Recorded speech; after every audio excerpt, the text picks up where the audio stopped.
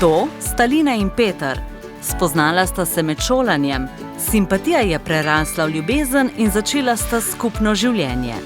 Ne razmišljata še o upokojitvi, a bi morala, saj je pokojnina odvisna od njunih odločitev, možnosti in dogovorov na življenjski in karierni poti. Ko vstopimo na trg dela, se vključimo v obvezno pokojninsko in invalidsko zavarovanje. Od višine vplačanih prispevkov in pokojninske dobe je odvisna višina naše pokojnine. Več mlajših žensk kot moških ima službo za določen čas. Lina in Peter si ustvarita družino.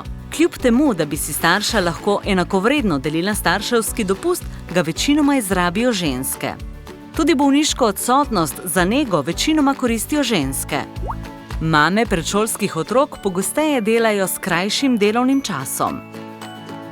Življenje teče dalje in otroci odraščajo.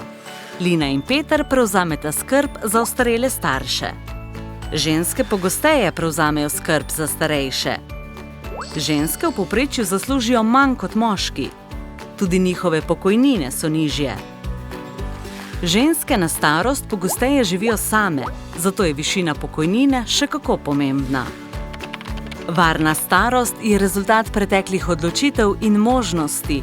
Pomisli na jutri. Za več informacij obiščite našo spletno stran.